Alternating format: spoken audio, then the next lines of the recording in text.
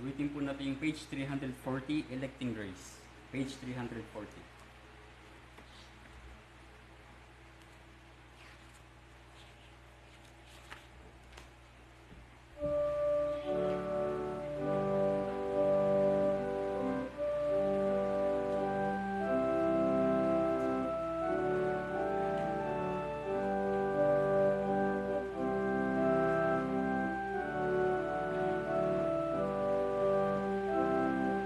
Electing Grace, sing. In eternity,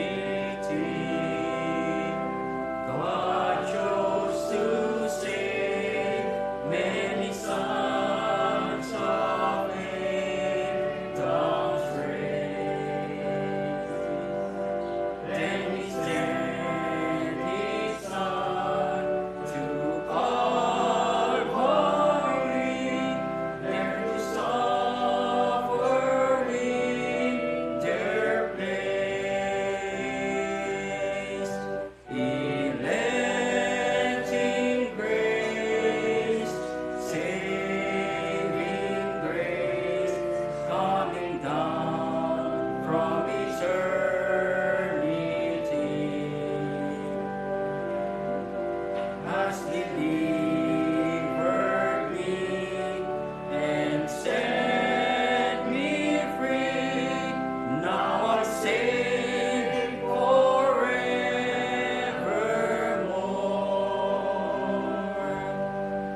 The Bible says, not by our works, but according to His grace, which was manifest in eternity, when He chose us as His own. Electing grace, saving grace, coming down from eternity,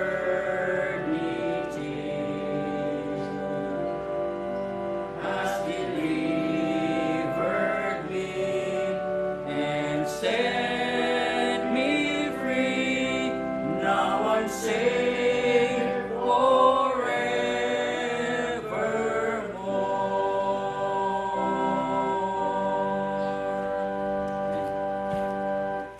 Ngayon pong umaga, sa puli po natin pakikinig at pag-aaral po ng salita ng Panginoon, muli po natin tawagin natin mga ngaral si Pastor Norman Millares.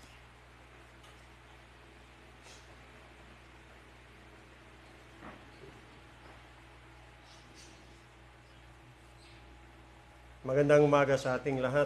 Tayo po ay dadako sa pangangaral ng salita ng Diyos. Ating buksan muli ang ating po mga Bible sa Luke chapter 1. Lucas Kabanata 1.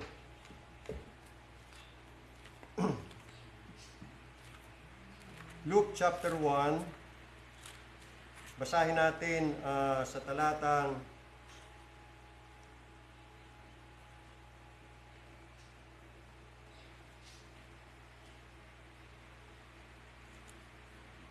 talatang 12, umpisa natin sa talatang 12 hanggang, Luke chapter 1, verse 67. 67. Masyadong malayo pagka verse 12. Verse 67. And his father Zacharias was filled with the Holy Spirit and prophesied, saying, Blessed be the Lord God of Israel, for He hath visited and redeemed His people, and hath raised up an horn of salvation for us in the house of His servant David, as He spoke by the mouth of His holy prophets, who have been since the ages began, that we should be saved from our enemies, and from the hand of all that hate us, to perform the mercy promised to our fathers, and to remember His holy covenant, the oath which He swore to our father Abraham, that he would grant unto us that we, being delivered out of the hand of our enemies, might serve him without fear, in holiness and righteousness before him, all the days of our life. And thou, child, shalt be called the prophet of the Most, or the prophet of the Highest.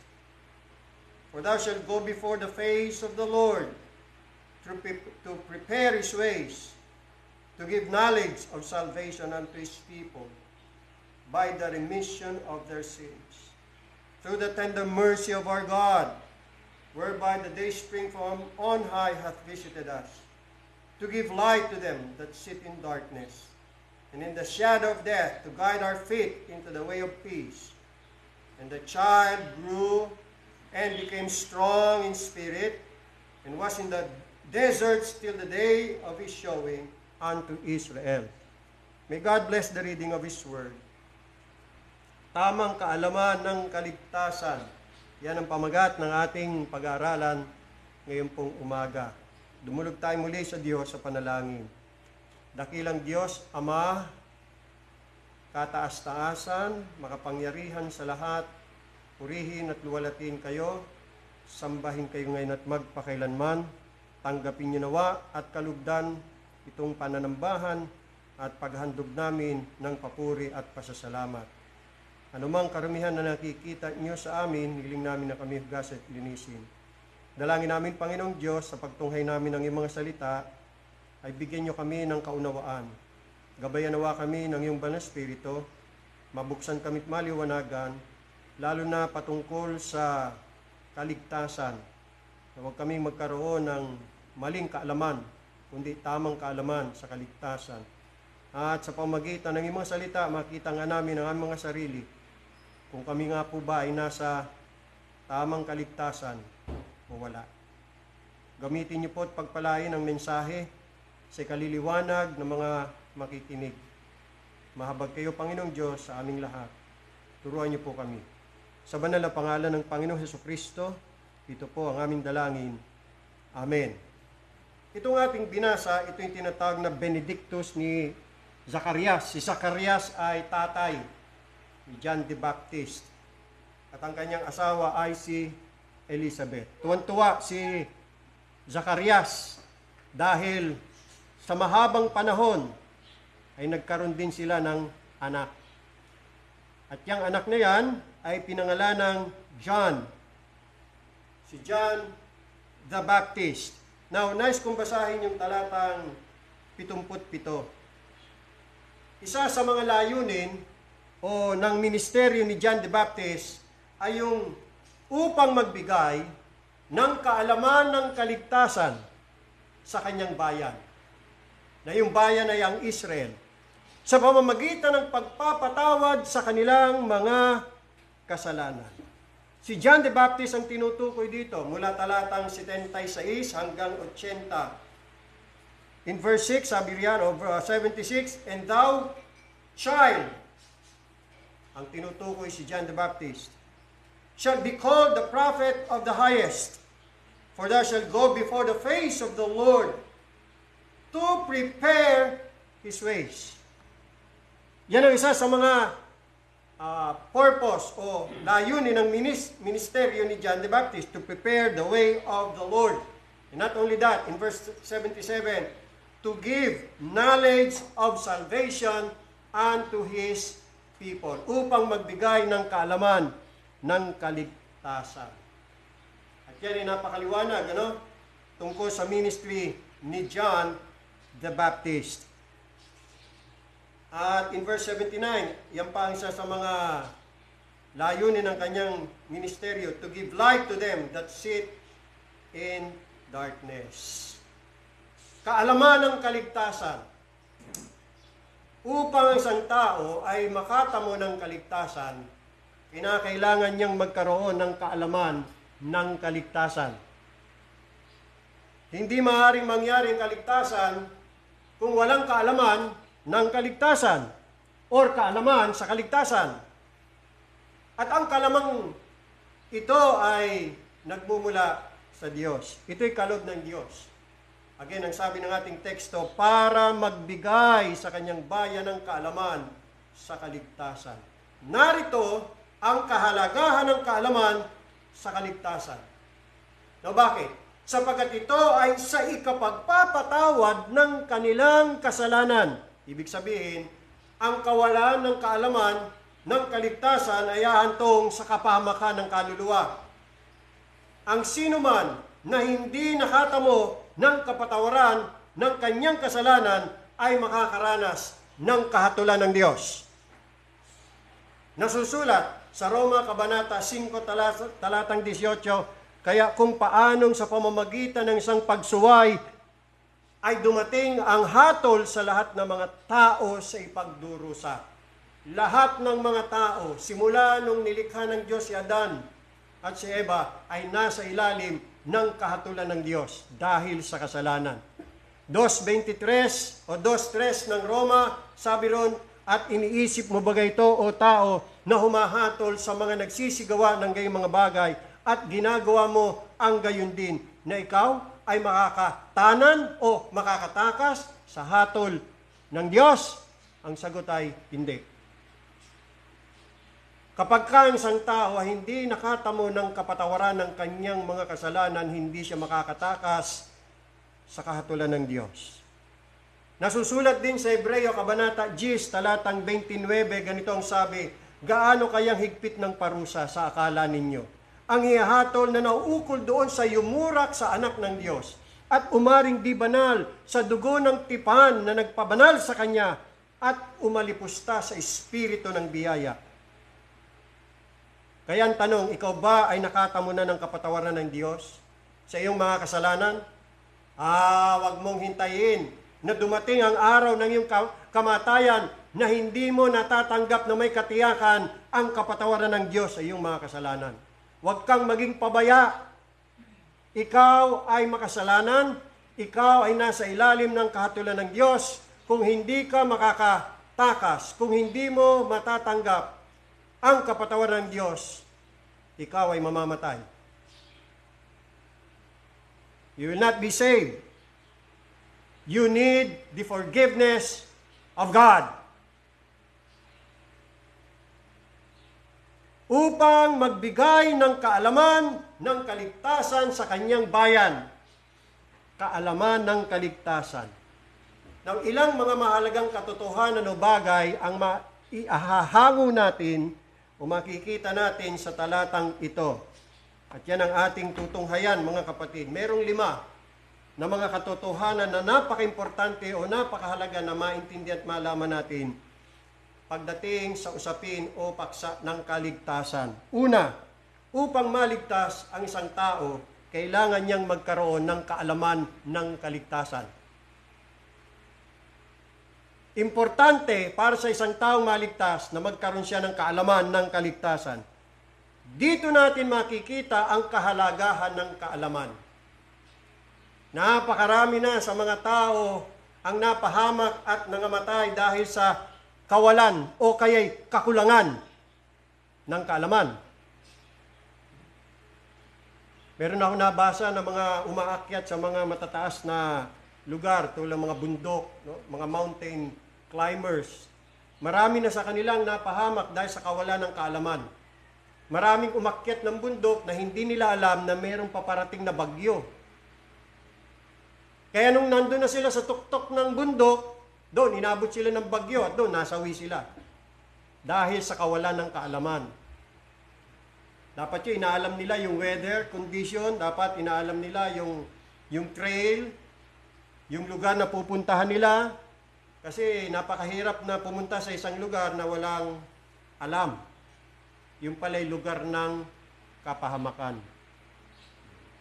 Merong isang anak ng kilalang reporter. Yung anak niya, reporter din eh. Kung hindi ako nagkakamali, somewhere in Mindoro, meron siyang i-interviewin mga katutubo doon eh. Basta na lang siya nagpunta doon na walang paghahanda. Hindi siya naghanda. Bundok yung pupuntahan niya, liblib. Ano nangyari sa kanya doon? Nakakagat siya ng lamok. Nakamamatay. I don't know, hindi ako sigurado kung na-dengue siya o na malaria, na yun ang kanyang ikinamatay. walang kaalaman. See? Ganyan din ang nangyari sa Israel. Ang bayan ng Diyos, Israel, ay napahamak dahil sa kawalan ng kaalaman. Basahin natin ang Hosea Kabanata 3, talatang 6. Hosea chapter 3, verse 6. Hosea chapter 3. Let me check. Tama yung aking reference. Chapter 4, verse 6. Ganito ang sabi sa Tagalog, my people are destroyed. Sa Tagalog, ang aking bayan ay nasira o ang aking bayan ay nawasak dahil sa kakulangan ng kaalaman. My people are destroyed for lack of knowledge. So tama ba nung sinabi natin na marami sa mataong napapahamak, namamatay dahil sa kawalan o kakulangan ng kaalaman? Ayan, biblical po yan. Tuloy ang basa. Sapagkat ikaw ay nagtakwil ng kaalaman. Kaya huwag itatakwil ang kaalaman. Dapat magkaroon ng kaalaman. Akin namang itatakwil ka. Sa mga nagtatakwil ng kaalaman, itatakwil din ng Diyos. Upang ikaw ay huwag maging saserdote ko. Yamang iyong nilimot ang kautusan ng iyong Diyos, akin namang kalilimutan ang iyong mga anak. So nakita niyo kung gaano kahalaga ng kaalaman. Kasi paano maliligtas ang isang tao mula sa kanya mga kasalanan at tiyak na kaparusahan ng Diyos kung hindi niya alam paano? Tama? Tulad ng Philippian jailer. Nagtanong siya kay Pablo at kay Silas, mga Ginoo, anong dapat kong gawin upang maligtas? Mahalagang malaman niya paano siya maliligtas. Interesado siya kung paano siya maliligtas. Gusto niyang malaman kasi wala siyang kaalaman. Mabuti na lang may sagot at tamang sagot. Sumagot sila, Pablo at Silas, sumampalataya ka sa Panginoong Jesus at maliligtas ka. Believe on the Lord Jesus Christ and thou shalt be saved. Ganon din, tulad ng mga Hudyong nakasagupa ni Pedro sa panahon ng Pentecoste. Sa mga gawa, 2:37, nang marinig nga nila ito, ibig sabihin yung pangangaral ni Pedro, nung marinig nila yon, ay nangasakta ng kanilang mga puso.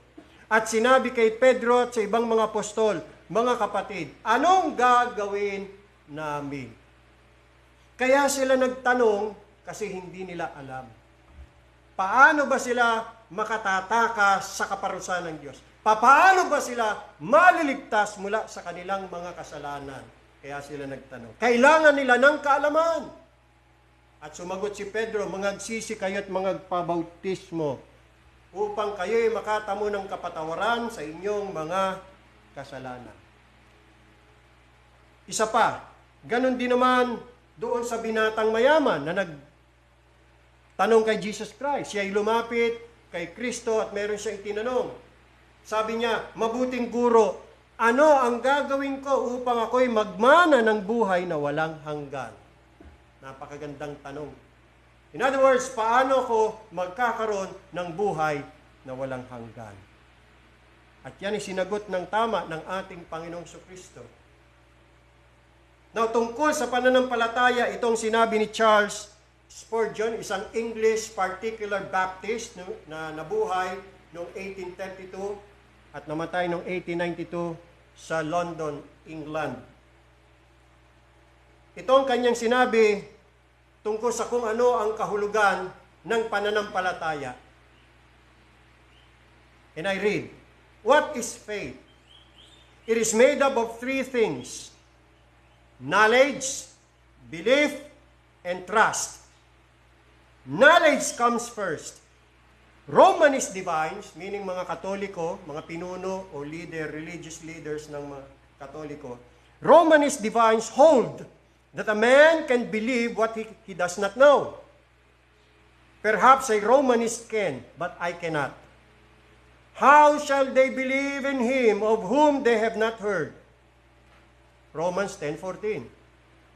I want to be informed of a fact before I can possibly believe it. I believe this, I believe that. But I cannot say that I believe a great many things of which I have never heard. Faith comes hearing. Romans 10:17. We must first hear in order that we may know what is to be believed. They that know your name will put their trust in you. Psalms 9:10. A measure of knowledge is essential to faith. Hence, the importance of getting knowledge. Incline your ear and come unto me. Hear, and you shall live. Such was the word of the ancient prophet, and is the word of the gospel still. Dito, sa pinahayag ng pastor na yumaon na si Charles Spurgeon, nakita niyang kahalagahan ng kaalaman. O nga naman, paano niya paniniwalaan ng isang bagay na hindi niya nalalaman o kaya napakinggan? Kailangan niya munang malaman. Paano niya makikilala si Kristo na tagapagligtas kung wala siyang kaalaman tungkol kay Kristo? Paano siya sasampalataya kay Kristo na hindi niya kilala? Kaya kailangan ng kaalaman. You see, no one can be saved without the knowledge of salvation. That's the first thing na nakita natin dito. Mahalaga ang magkaroon ng kaalaman ng kaligtasan. Now, ikalawa, ang tanong, anong kaalaman? Kahit anong kaalaman, pwede. Halimbawa, kaalaman ng mga Katoliko tungkol sa kaligtasan. Uubra ba yun? Tanungin mo ang isang Katoliko, paano ka maliligtas? Ano sagot? Ang dami. Sumampalataya kay Kristo, sundin ang 10 utos, magpakabait, magpakabuti, sundin ang mga ordinansa ng simbahan, maliligtas. Tama ba yon? Meron siyang kaalaman ng kaligtasan, pero ang tanong, tama ba? O halimbawa, Iglesia ni Cristo, Iglesia ni Felix Manalo, paano maliligtas? Ano sagot nila? Umanib sa kanilang iglesia. So meron silang kaalaman ng kaligtasan. Ang tanong, tama ba yun? Ang pag-anib ba sa kanilang iglesia makapagliligtas? You see? Hindi lamang sapat na magkaroon ng kaalaman tungkol sa kaligtasan o ng kaligtasan. Dapat tama. So yan ang ikalawa. Upang magkaroon ng tunay na kaligtasan, dapat magkaroon ng tamang kaalaman ng kaligtasan. Hindi lang basta kaalaman. Dapat yung kaalaman tama. Tingnan natin ang sinabi ng unang Timoteo, Kabanata 2, talatang 4. 1 Timothy chapter 2, verse 4. Ito ang sabi, na siyang may ibig na ang lahat ng mga tao'y mga ligtas at mga kaalam ng katotohanan. Mga kaalam ng katotohanan. So, hindi lang knowledge, dapat knowledge of the truth. Maliwanag mula sa talatang ito na ang kaalaman sa kaligtasan ay ang kaalaman ng katotohanan. So, ibig sabihin, ang kaalaman sa kaligtasan ay dapat nasa katotohanan. Kaya hindi lang basta kaalaman, dapat tamang kaalaman ng kaligtasan. At ano yung tamang kaalaman? Yung nasa katotohanan. At ano ang katotohanan? Ayon sa Biblia, sa 17:17 ng Juan, John 17:17, ito ang wika ng ating Panginoong Jesus. John 17:17, pakabanalin mo sila sa katotohanan, ang salita mo'y katotohanan. There you are. The Word of God is truth. Nothing else. The Word of God is truth. Sabi naman ni Apostol Pablo sa Efeso 1:13, Ephesians 1:13, ganito naman ang kanyang sinabi, sa kanya'y kayo rin naman na nakarinig ng salita ng katotohanan. Ano yung salita ng katotohanan? Ang ebanghelyo ng inyong kaligtasan. Yan ang katotohanan. Ebanghelyo ng kaligtasan. Dapat ang ebanghelyo ay katotohanan. Bakit? Meron bang ebanghelyo wala sa katotohanan? Meron. Ang tawag dyan ni Pablo ay ibang ebanghelyo. Ito yung ebanghelyo na pinilipit, binaliktad, binago ng taong masama na wala sa katotohanan. maraming nangangaral ng ganyan. Ito, sabihin natin mga kapatid, para sa kalaman nating lahat. Karamihan ng mga so-called gospel na naririnig natin sa ating panahon, maging yan man ay sa telebisyon o social media, hindi ho yan ang gospel ng Bible. Perverted gospel yan. Huwag kayong maniwala na yan ay gospel ni Jesus Christ. It is not. That is not the gospel of Christ. That is not the gospel of the grace of God. It is the gospel of man, the gospel of works in salvation. And that is a perverted gospel. At ang gospel na perverted, hindi po yan makapagliligtas. There is only one kind of gospel that can save, and that is the gospel of truth. Salita ng katotohanan. The gospel of truth. Kaya pagka ang gospel, wala ng truth, hindi na totoong gospel yan. Wala ng power to save yan. Nakita niyo? Kaya napakadelikado ngayon eh. Kasi ang mga ipinangangaral ngayon, wala na sa katotohanan. At paano naman natin nalamang wala sa katotohanan? Aba, edi chinecheck natin, iniimbestiga natin, pinag-aaralan natin sa pamagitan ng salita ng Diyos. Kaya nga tayo nagtatanong, kine-question, tinetest natin ang mga paniniwala kung yan ba'y naaayon sa salita ng Diyos. At pagka hindi umaayon sa salita ng Diyos, ay hindi yan totoo. Kasi ang salita ng Diyos, yan po yung salita ng katotohanan. Pag ang aral, ang katuruan, ay hindi umaayon sa salita ng katotohanan, di hindi yan katotohanan. At kung hindi yan katotohanan, mali yan. Lalo na may kinalaman sa kaligtasan. Maling kaligtasan ang magiging bunga niyan, mga kapatid. At saan natin matutunghayan ang salita ng katotohanan? Walang iba, kundi sa banal na kasulatan. Ikalawang Timoteo, Kabanata 3, talatang 15, 2 Timothy chapter 3, verse 15. Ganito ang sabi ni Pablo kay Timoteo, isang batang pastor. Babasahin ko ang salita ng Diyos.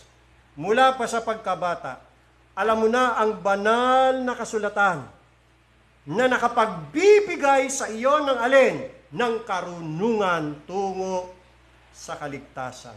Sa pamamagitan ng pananampalataya kay Kristo Jesus. So nakita natin yung tamang kaalaman ng kaligtasan na nasa katotohanan ay mahango o nagmumula sa banal na kasulatan. Yan po yung nagtuturo o nakapagbibigay ng karunungan tungo sa kaligtasan. In other words, mga kapatid, dapat ang turo pagdating sa kaligtasan, biblical, scriptural, talagang batay sa Bible. Pag hindi yan nakabatay sa Biblia, maling kaalaman ng kaligtasan yan. At kung mali ang kaalaman ng kaligtasan, mali ang kaligtasan. At kung mali ang kaligtasan, hindi saved. Tama? Tuloy ang basa. 16. Ang lahat ng mga kasulatan na kinasihan ng Diyos ay mapapakinabangan din naman sa pagtuturo, sa pagsansala, sa pagsaway, sa ikatututo na nasa katwiran, upang ang tao ng Diyos ay maging sakdal, tinuruang lubos sa lahat ng mga gawang mabuti.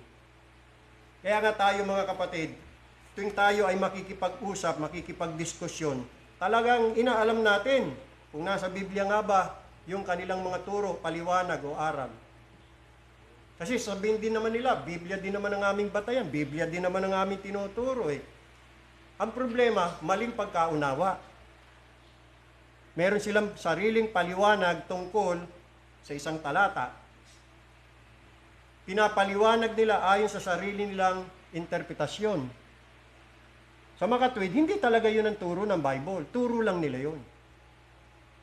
Tayo naman mga kapatid, open tayo sa discussion. Talagang itinataya natin ang ating paniniwala.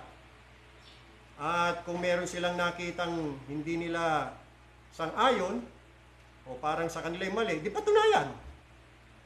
Diba? Welcome yun sa atin. Payag tayo na i-test ang ating mga paniniwala. Dahil utos yan eh. Believe not every spirit, but test every spirit whether they are of God. Kaya hindi tayo nangingimi, hindi tayo natatakot na ilatag yung ating paniniwala at subukan. Patunayan kung mali. Pero kung yan ay tama, ay dapat paniwalaan. Saan ba sa Bible? Yang ganyang aral. Saan sa Bible? Yang ganyang turo. Ito kasi ang mga tanong na dapat itanong eh. Ito ang mga tanong ha. Maaari bang maligtas ang isang tao na may maling kaalaman ng kaligtasan? Maaari bang maligtas ang isang tao na meron siyang maling kaalaman ng kaligtasan? Ligtas ba ang isang tao kung ang kaalaman niya sa kaligtasan ay hindi ayon sa katotohanan? Pwede bang maligtas ang isang tao ng paniniwala niya hindi naayon sa katotohanan? Kung mali ang paniniwala ng isang tao tungkol sa kaligtasan, paano siya magkakaroon ng tunay na kaligtasan?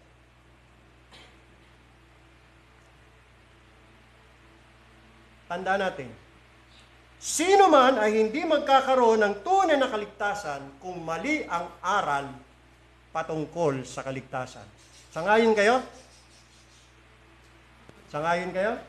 Ay saan nyo naman mababasa sa Biblia na kahit mali ang aral at paniniwala sa kaligtasan, ligtas yun?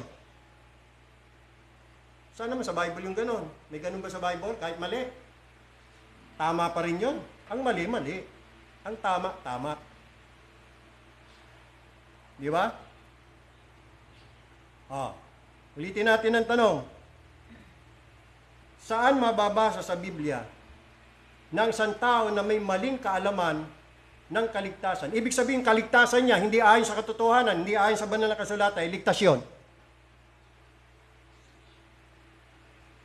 Saan? Sa makatwid.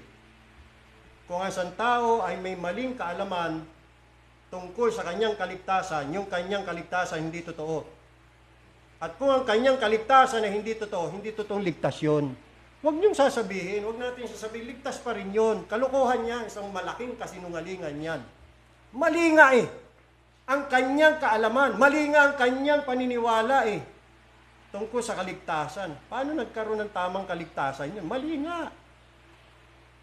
Sa makatwid, makinig kayo. Ang naniniwala na siya ay naipanganak ng muli sapagkat tinanggap niya si Jesus sa kanyang puso, ay may maling kaalaman ng kaligtasan. Maraming tao ganyan. Para daw maipanganak na muli, para daw makapasok sa karya ng Diyos, kinakailangan daw tanggapin si Kristo sa kanyang puso. Mali. Hindi ganyan ang turo ng Biblia. Ang kapanganakang muli ay isang bagay na hindi po ginagawa ng tao. Yan po'y ginagawa ng banal na Espiritu. Ang kapanganakang muli o ang banal na Espiritu ang nagsasagawa ng kapanganakang muli, hindi ang tao. Yung pagtanggap ng tao kay Kristo, bunga na lamang yon ng nangyaring kapanganakang muli. Yan ang turo ng Bible. John 1:12, John 1:13. Basahin natin. John 1:12. Datapwat ang lahat ng sa kanya'y nagsitanggap. Pansinin niyo, nagsitanggap, hindi ho pinatanggap. Karamihan sa mga tao ngayon, pinatanggap para maligtas. Pinatanggap ng pastor, pinatanggap ng tatay, pinatanggap ng nanay, pinatanggap ng soul winner kuno, yung worker kuno, Christian worker kuno. Pinatanggap ng tao eh. You see, kinamay.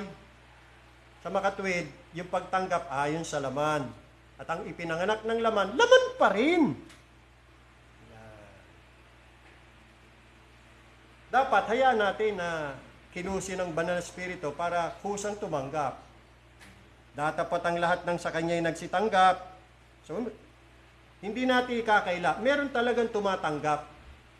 Napag-aralan na natin yan. As ye have therefore received Christ Jesus the Lord, so walk in Him. Yamang tinanggap ninyo si Yesu Kristo na Panginoon. Tinatanggap naman eh. Kaya lang ang tanong, paano nakatanggap? Yan. Tuloy natin ang basa. Yung mga nagsitanggap ay pinagkalooban niya sila ng karapatang maging mga anak ng Diyos. Sa makatwid bagay ang mga nagsisampalataya sa kanyang pangalan. So yung mga tumanggap, yung pala sumampalataya. Synonymous, yung pagtanggap at pagsampalataya. Ang sumampalataya, tumanggap. Yung tumanggap, sumampalataya kay Kristo. Ngayon ito, tanong, paano sila nakatanggap? Paano sumampalataya? Ayun, 13. Na mga ipinanganak. Kaya pala tumanggap, kaya pala sumampalataya, ipinanganak. Ipinanganak pa paano? Ipinanganak na muli. Paano ipinanganak? Hindi sa dugo. Hindi ko mo tatay mo, Kristiyano, nanay mo Kristiyano, Kristiyano ka na rin, automatic. Hindi sa dugo yan, hindi namamana ang kaligtasan. Ni sa kalooban ng laman, nakita nyo? Kalooban lang pala ni pastor na masave, kaya pinatanggap. Kalooban ng tatay at nanay na masave, kaya yun, pinamadali, pinilit. Ni sa kalooban ng tao. Kundi kaninong kalooban? Kalooban ng Diyos. Kapanganakan muna bago ang pagsampalataya. At ang kapanganakan muli kalooban ng Diyos. Maliwanag, no? Kaya maliho yung paniniwala na para may panganak na muli, kailangan tanggapin si Kristo. At pag tinanggap si Kristo, ipinanganak na siyang muli. Miyembro na siyang pamilya ng Diyos. Mali. May maling kaalaman ng kaligtasan. Ang mangyayari dyan, ang kaligtasan mo, ikaw may gawa. Ipinanganak mo, sarili mo. There is no such thing as self-birth. Kailangan iluwal ka, kailangan isilang ka ng Diyos. Diyos ang nagsasagawa ng kapanganakang muli. Sa makatwid, ang naniniwala na ang tao ay may free will at nasa kanyang kapasyahan kung tatanggapin niya si Jesus o hindi, ay may maling kaalaman ng kaligtasan. Ang naniniwala ng pagsisisi sa Diyos at pananampalataya kay Kristo ay magagawa ng tao ayon sa kanyang sariling kakayahan o sa pamagitan ng kanyang free will ay may maling kaalaman ng kaligtasan.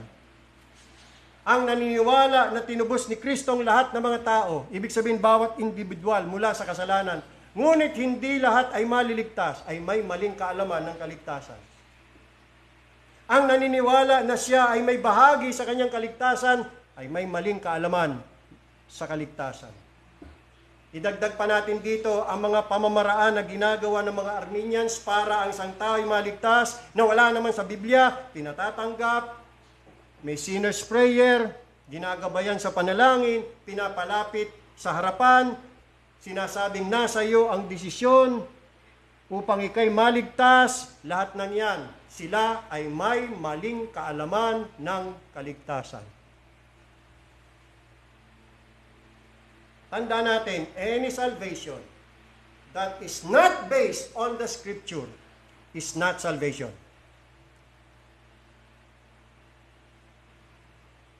Anumang kaparaanan ng kaligtasan na hindi naaayon sa katuruan ng Biblia, maling kaligtasan yan. Wala sa katotohanan yan. Kaya mali. See? Sabi ng Panginoong Hesus sa mga Pariseyo at Saduseyo, nangagkakamali kayo sa hindi pagkaalam ng mga kasulatan ni ng kapangyarihan man ng Diyos. Nangagkakamali kayo sa hindi nyo pagkaalam ng banal na kasulatan. Kaya hindi pwedeng tama ang kaligtasan pag mali sa Bible. Mali Hindi pwedeng ganoon. Mali na nga yung kanyang kaalaman. Tama pa rin ang kaligtasan. Paano nangyari yun? Nakakakamot ng ulo Kasi may mga nagtuturo ng ganyan. At ang mga pangalan pa nila, Sovereign Grace daw. Landmark Baptist. Bihira.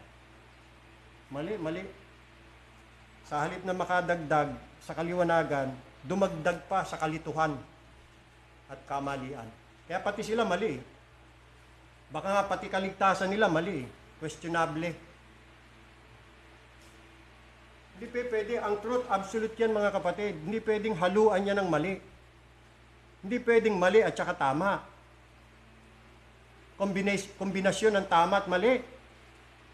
Baka ba naman nakakita ng gano'n sa Biblia? Kombinasyon ng tama at mali, tama pa rin yun? Hindi mali na yun. Ang isang basong tubig na malinis na pwedeng inumin, patakan mo lang ng laso niya, di mo na mainom yan. Kahit sabihin mo patak lang yan, patak lang naman yun eh. Hindi naman delikado yun, mas marami pa rin yung tubig. O sige, subukan mo inumin. Kung mainom mo. Ganon din pagdating sa truth, absolute yan. Hindi mo pwedeng haluan ng mali yan. Ang katotohanan ng Diyos ay absolute. Sapagkat ang Diyos ay katotohanan, absolute din ang Diyos. Pagdating sa katotohanan. Hindi pwedeng haluan ng mali. At ang Diyos hindi gagawa yan pag may halong mali. Mali yan. Kukontra yan sa kanyang kalikasan na bilang Diyos ng katotohanan. Gagawa lang ang Diyos sa katotohanan, sa tama. Sapagkat lahat ng mga gawa ng Diyos ay matuwid. All the works of God are righteous and holy. Walang halong anumang kamalian. Basahin natin ang Psalm. Sa Psalm, doon ko nabasa yun eh. Sa Psalm 145 verse 17. Psalm 145 verse 17. Pakinggan nyo sabi, "The Lord is righteous in all His works." Walang unrighteousness, kahit katiting, kahit kapatak lang, kahit gabutil ng kalikuan. Wala. Lahat ng gawa ng Diyos, lahat ng kanyang pamamaraan is righteous. The Lord is righteous in all His ways and holy in all His works. Hindi niya haluan niya ng kamalian, ng kasinungalingan, ng hindi tama, ng hindi totoo. Pag hinaluan na ng kasinungalingan niya, hindi na totoo yan. Hindi na gagamitin niya ng Diyos. Nakita niyo mga kapatid? Kaya pagdating sa kaligtasan, mahalagang makatiyak tayo na ang ating paniniwala ay naaayon sa itinuturo ng banal na kasulatan. Napakarami na ang nadaya, napakarami na ang nalinlang pagdating sa kanilang kaligtasan. Kaya nakakalungkot, sila'y patungo na sa kapahamakan. Napakahalaga na ituro o kaya magturo tayo ng tamang kaalaman ng kaligtasan upang ang mga tao ay huwag mapahamak. Tungkulin natin yan. Kaya nga tayo palaging nagtuturo tungkol sa doctrine. Kung nyo po mapapansin, balik na naman tayo sa doctrine. Doctrinal preaching. At salvation na naman ang ating pinag-uusapan. Kasi importante yan eh. Dahil nga magkamali ka dyan, pagdating sa kaligtasan, wala na, mali na lahat. Kahit tama ka pa sa ibang mga bagay. Pagka mali ang iyong paniniwala at kaalaman pagdating sa salvation, mali na lahat. Wala na. Kaya dapat itama ang maling paniniwala. At yan ang ating ginagawa. Kaya tayo nagtuturo ng ganito, itatama ang mga may maling paniniwala. Lalo na pagdating sa kanilang kaligtasan. Kaya nga tayo nagkakaroon ng mga Bible conferences. Nagkakandak tayo ng Bible conferences. Nung tayo nagkaroon ng Bible conference sa Gumaca, Quezon, yan ang aking ipinahayag at binigyan diin kung bakit may Bible conferences. Para kung meron man sakali tayong maling paniniwala, maitama sa pamamagitan ng pagpapaliwanag ng salita ng Diyos. Yan ang isa sa mga layunin ng Bible conferences. At nag-iimbita tayo ng mga kaibigang pastor, mga kilala, lalo ng mga Armenians, dahil ang ating panalangin maitama ang kanilang mga maling kaalaman pagdating sa salvation. Mali. Dati rin ako, naging biktima rin yan. Matagal akong naging Bible Baptist. 7 taon ako nagpapastor bilang Bible Baptist. Pero ang aking kaalaman pagdating sa kaligtasan at sa iba pang mga aral katuruan, mali. Salamat na lamang sa Diyos na itama. At yan ang burden natin sa atin pang mga kaibigan, kakilala na may tama ang kanilang mga maling kaalaman pagdating sa kaligtasan upang sila ay maligtas. Yung mga nag-aakalang sila'y ligtas na, dapat siguraduhin kung totoo nga ang kanilang kaligtasan. Importante na ituro yan. Magturo tayo ng tamang kaalaman ng kaligtasan. Yan ang pangalawang katotohanan na ating natunghayan. Dumako tayo sa ikatlo. Ang tamang kaalaman ng kaligtasan ay kaloob ng Diyos. Yan ang magandang balita. Sabi ng ating teksto, upang magbigay. Ang Diyos ay magbibigay ng tamang kaalaman ng kaligtasan sa pamamagitan ni John the Baptist. Hindi naman galing kay John the Baptist yan eh. Galing din sa Diyos yan. Again, ang sabi, upang magbigay ng kaalaman ng kaligtasan. Dito ay makikita natin na ang kaalaman, tamang kaalaman ng kaligtasan ay regalo, kaloob. Ito ay hindi kung ano ang natamo at nakuha sa pamamagitan ng aplikasyon, sa pamamagitan ng kasipagan at masusing pag-aaral, gaya ng ibang uri ng kaalaman, tulad sa kaalaman ng science, talagang pinag-aaralang mabuti yan eh. Gaya din ng kaalaman ng history, ng geography, at iba pang mga subject matters. Para makakuha ng kaalaman, nagsusunog ng kilay, nagbabasa, nagse-search, nagre-research. Pero pagdating sa kaalaman ng kaligtasan, hindi sa gayong kaparanan. Ito'y kaloob ng Diyos. Ito yung uri ng kaalaman na bigay ng Diyos. Na kung hindi ibibigay ng Diyos, hindi ho magkakaroon ang tao.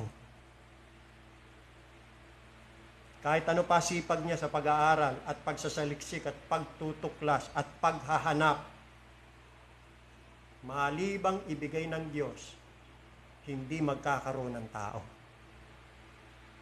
Yan ang isang importanteng katotohanan na dapat malaman ng lahat.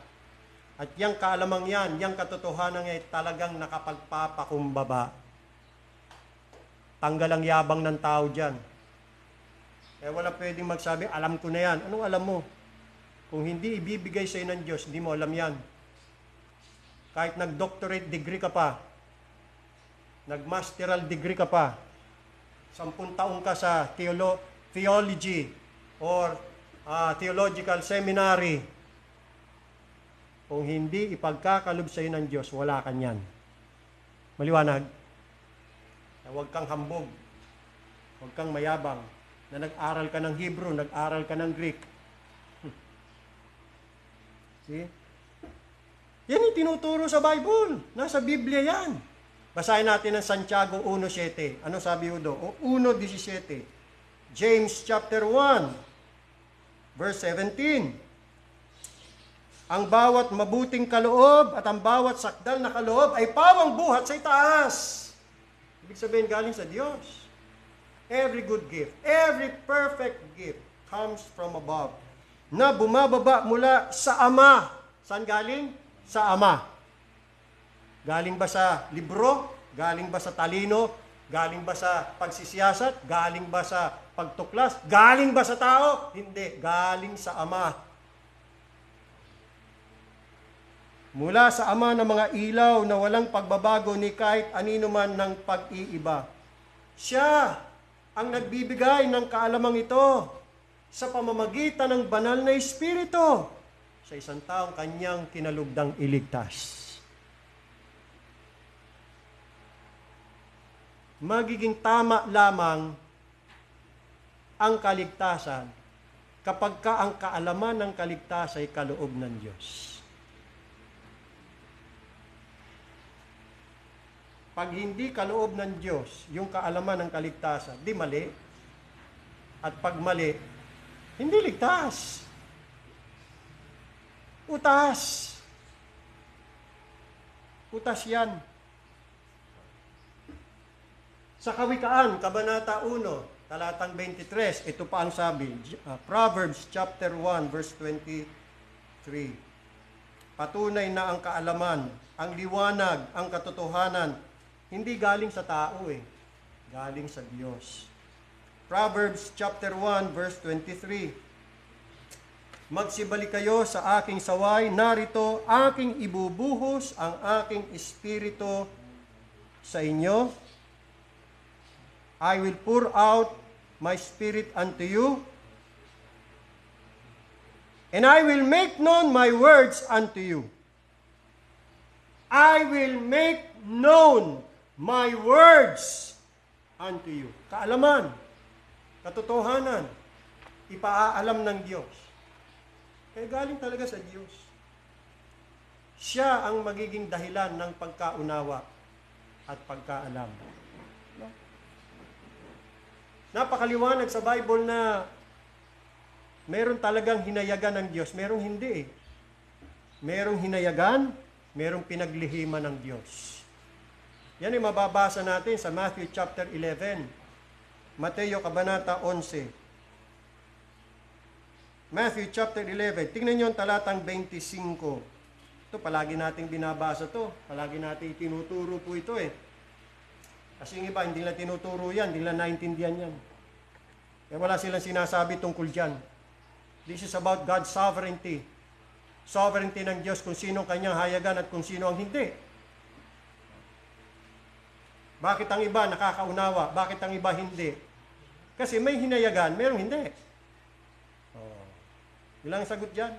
25. Nang panahong yaon ay sumagot si Jesus at sinabi, ako'y nagpapasalamat sa iyo, O Ama, Panginoon ng langit at ng lupa, na iyong inilihim ang mga bagay na ito sa mga pantas at matatalino. Meron bang pinaglihiman ng Diyos o wala? Napakaliwanag. Inilihim mo ang mga bagay na ito. May pinagtataguan ng Diyos At kapansin-pansin pa, kung sino pa yung mga pantas at matatalino, sila pang pinaglihiman ng Diyos.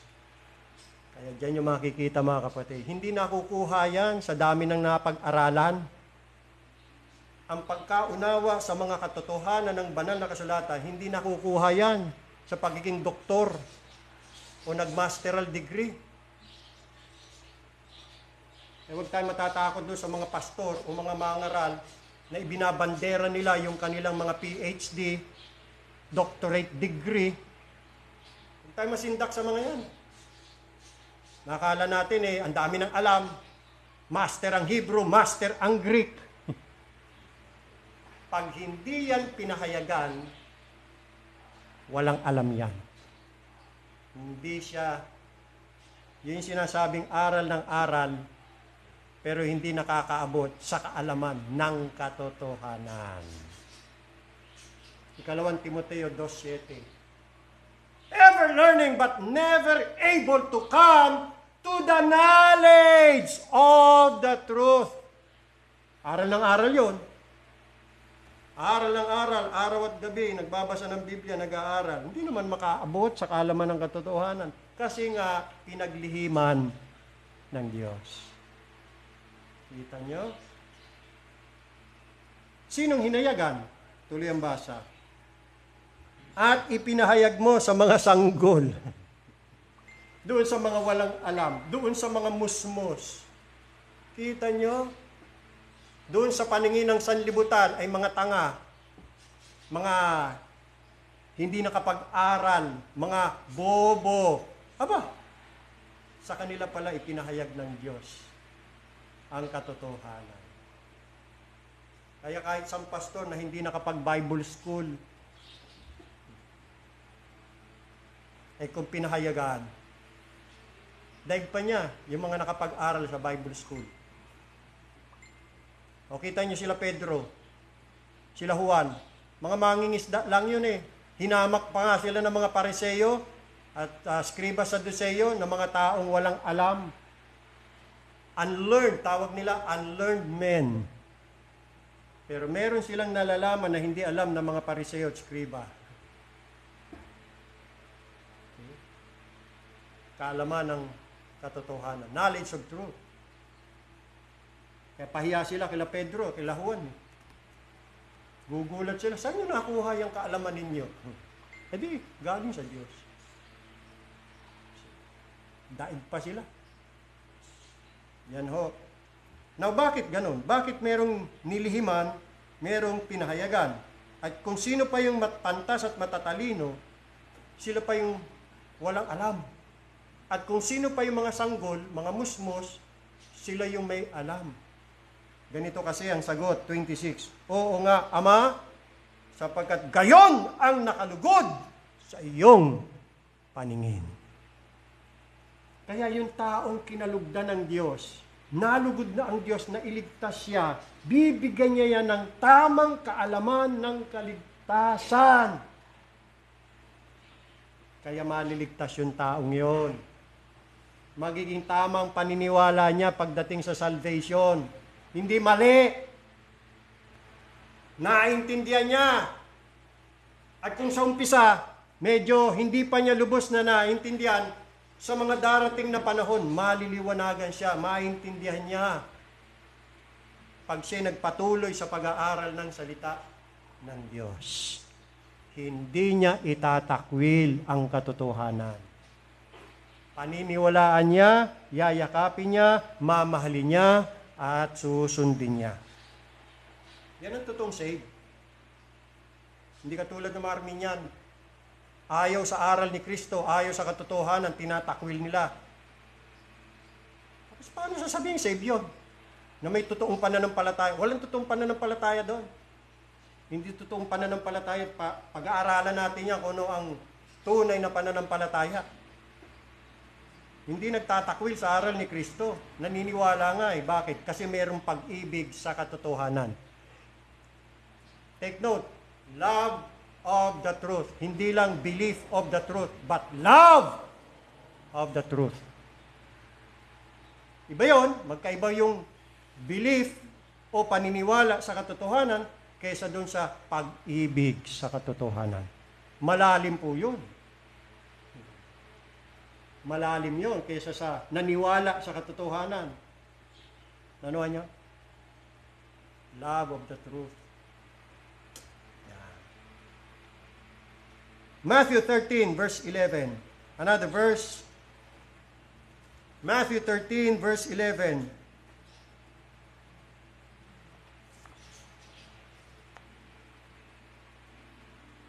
Pansinin niyo. At sumagot siya at sinabi sa kanila, sa inyo'y ipinagkaloob ang mga kaalam ng mga hiwaga ng kaharian ng langit, datapwat hindi ipinagkaloob sa kanila. Kita niyo? May pinagkakalooban na makaunawa ng hiwaga ng katotohanan, meron namang hindi ipinagkaloob, kaya hindi nila maintindihan. Kaya pag tinanong mo, paano ka na-save? Mali. Mali ang sagot. Hindi alam. Mali eh. Ito kasi yung mga alagad nagtatanong, bakit daw si Jesus Christ pag nagturo, palagi idinadan sa talinghaga, parable. Ibig sabihin, napansin nila, hindi siya naintindihan ng mga tao. So ito ang sagot ng Panginoon.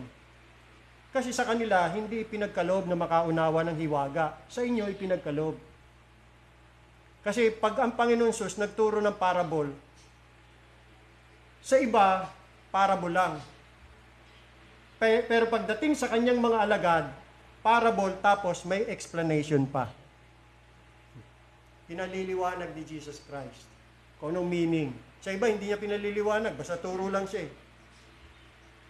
Bahala kayo umunawa kung ano ibig sabihin nun. Kung hindi niyo maunawaan, problema niyo yun. Intindihin niyo.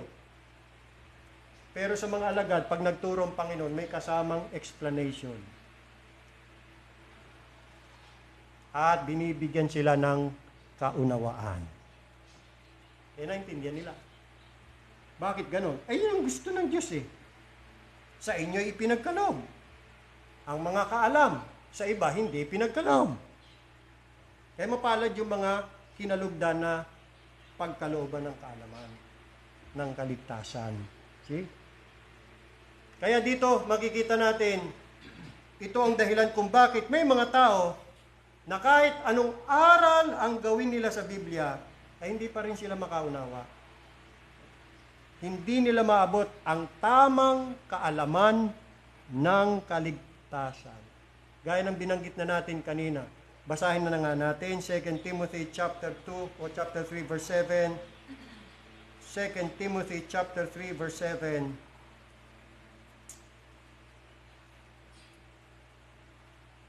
Na laging nagsisipag-aral. Kita nyo? Ang sisipag. Nag-masteral degree, nag-doctorate degree, kumuha pa ng Hebrew at saka Greek. At kung ano-ano pang mga pagmamaster ang ginawa. Pero nang nangyari at kailan pa man ay hindi nakararating sa pagkaalam ng katotohanan. Kasi nga hindi nga nakukuha sa ganyan. Ibahin yung Diyos. Ang pamamaraan ng Diyos ay hindi katulad ng pamamaraan ng sanlibutan. Marami sa mga pastor, mga mangaral, lalo na sa Amerika, akala nila parehas lang pamamaraan ng Diyos at ng sanlibutan eh.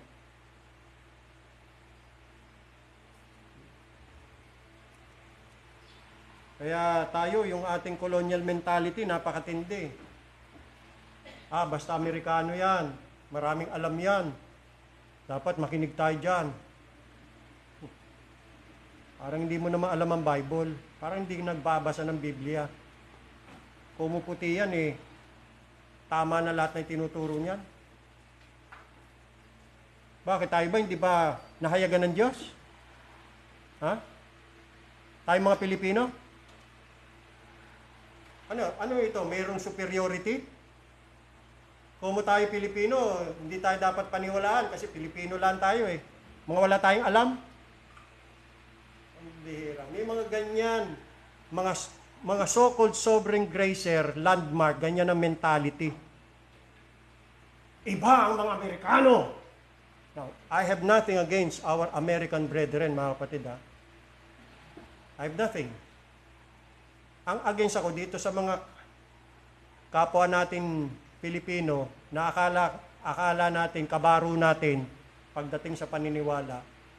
Sobra ang pagdakila sa mga Amerikano.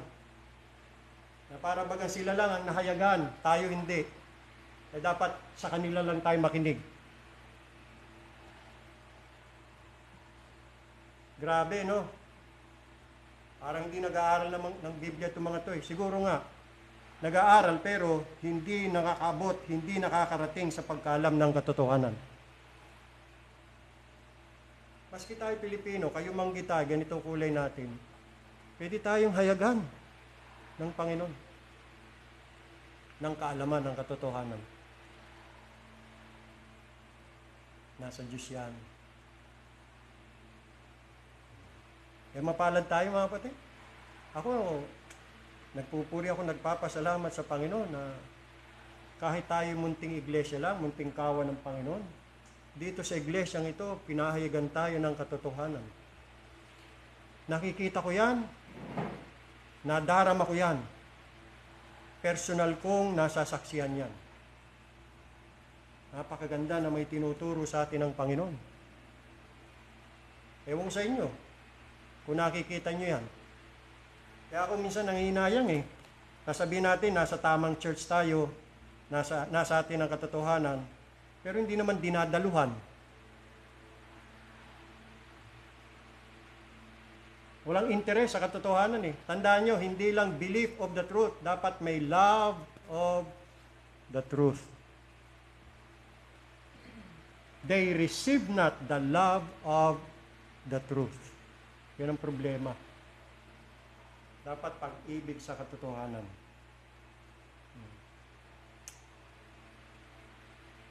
Kaya pag walang tamang kaalaman ng kaligtasan, hindi saved. Ito ang dahilan mga kapatid kung bakit tayo niniwala na mga Armenians ay hindi saved. Napakatibay niyan. Ganito ang nangyari sa kanila. Deuteronomy chapter 29, verse 4. Mga 3 talata na lang at tatapusin na natin to, itutuloy natin to mamaya. May part 2 ito eh. Deuteronomy chapter 29, verse 4. Ngunit hindi kayo binigyan ng Panginoon ng pusong ikakikilala at ng mga matang ikakikita. Kita nyo. At ng mga pakinig na ikaririnig hanggang sa araw na ito. Yan ang dahilan kung bakit hindi nakaunawa. Hindi sila binigyan ng puso na ikakikilala o ikauunawa. Hindi rin sila binigyan ng mga mata na ikakikita. Hindi rin sila binigyan ng mga tainga na ikaririnig hanggang sa araw na ito. Kaya hindi saved. Natupad ang sinabi niyan sa mga Hudyo at gayon din sa mga Armenian ngayon. Basahin natin yung Matthew chapter 13, hindi ako nagkakamali. Naalala ko lang to. Naisip ko ito kasi connected to dyan sa nabasa natin. Yan, Matthew 13. Kanina binasa natin 11, di ba? Ayan. In verse 13, Matthew 13, verse 13, kaya't sila'y pinagsasalitaan ko sa mga talinghaga. Ito na ipaliwanag ng Panginoon kung bakit.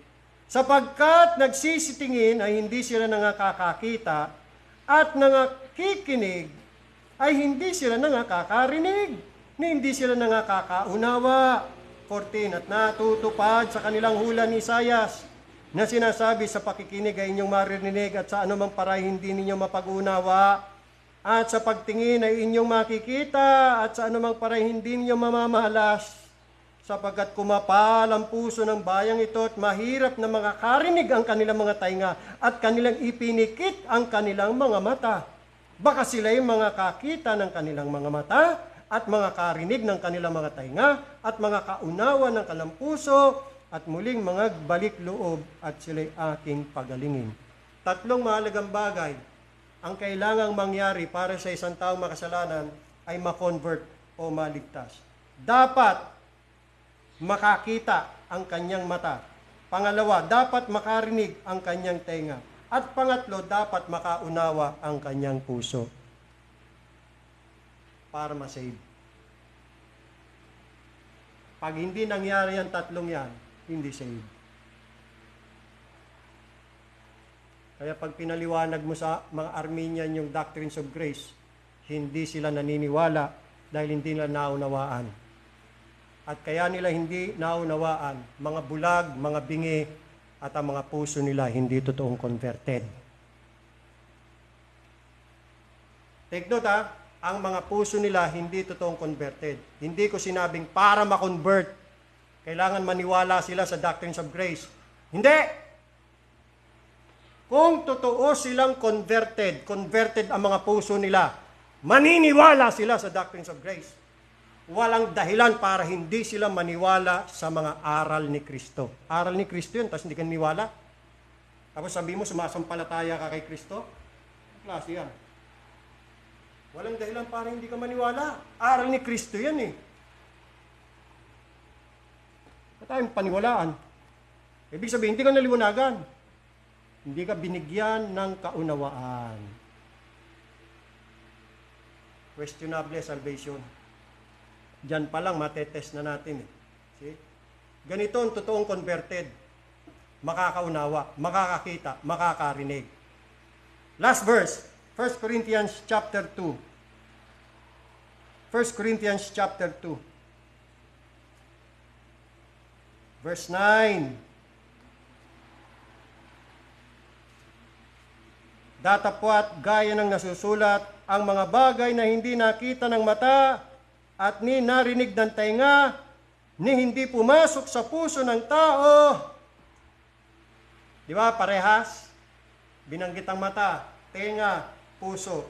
Dapat para ma-save ang mata, makakita, ang tenga, makarinig, ang puso, makaunawa. Kaya lang ang problema, hindi pumasok sa puso ng tao. Ang alin? Ang kaalaman ng katotohanan. Kaya hindi pinaniwalaan. Kita niyo ang resulta? Pag hindi pinaniwalaan, kasi hindi pumasok sa puso. May mga sovereign gracer hanggang tenga lang, naniwala, pero hindi pumasok sa puso. Eh, hindi rin lahat ng sovereign grace are save eh. Hindi ko mo naniwala sa doctrines of grace, automatic save yun. Pag-aaralan natin yan. Tuloy ang basa, verse 10. Ngunit ang mga ito ay ipinahayag sa atin ng Diyos sa pamamagitan ng Espiritu. Yun, kapanganakang muli, may nangyari doon na bago talaga ang puso. Pumasok sa puso yung truth, yung kaalaman ng katotohanan. Pati puso, naapektuhan. Yan ang totoong conversion. Bakit? Sapagkat nasisiyasat ng Espiritu ang lahat ng mga bagay. Oo, ang malalalim na mga bagay ng Diyos. Kaya walang inililihim ang Holy Spirit. Pati doctrines of grace, hindi ay ililihim yan. Ihahayag nga, ituturo nga eh. Maunawaan yun. Kasi nga, talagang converted. Ihinanda na ng Holy Spirit yan eh. Sa mga totoong saved. Kaya tatanggapin nila yan. Ang isang tao na totoong nakaranas ng regeneration, hindi niya tatanggihan o kaya itatakwil ang mga bagay ng Espiritu ng Diyos. Kasama dyan ang doctrines of grace. Kasi nga, ang sabi ng verse 10, ngunit ang mga ito ay ipinahayag sa atin ng Diyos sa pamamagitan ng Espiritu. Yan ang matibay kong paniniwala, mga kapatid, na ang totoong nakaranas ng regeneration, maniniwala sa doctrines of grace. Ang hindi maniniwala dyan sa doctrines of grace na aral ni Kristo, hindi totoong nakaranas ng kapanganakang muli. Hindi totoong save yan. Ang totoong save, meron siyang tamang kaalaman ng kaligtasan. Pero hindi lang nahihinto dyan. Hindi lang nagkaroon siya ng tamang kaalaman ng kaligtasan, save na. Kasi maraming merong kaalaman ng kaligtasan. Tapos tama din yung kanyang kaalaman ng kaligtasan, pero hindi pa rin saved. Huh? Ganun ba yung pastor? Yes! Kasi ito yung pangatlo. Ang pagkakaroon ng tamang kaalaman ng kaligtasan ay kinakailangan experimental. Yan ang ipaliliwanag natin mamaya. Manalangin tayo.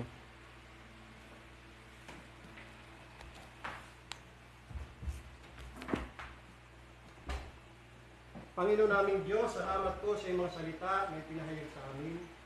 Salamat sa mga katotohanan ito. Sana'y naliwanagan ang lahat ng mga nakinig.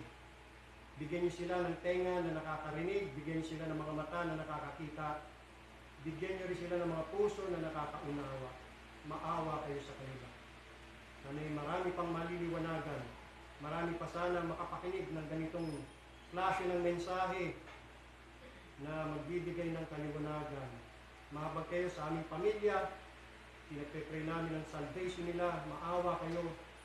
Alam namin kung ano ang maaari nilang sakitin kapag hindi nila nakamtan ang pagpapatawad, ng iyong pagpapatawad sa kanilang mga kasalanan.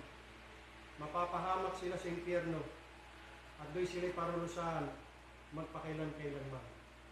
Oo, Panginoong Diyos, maawa kayo sa mga pamilya namin, sa aming mga mahal sa buhay.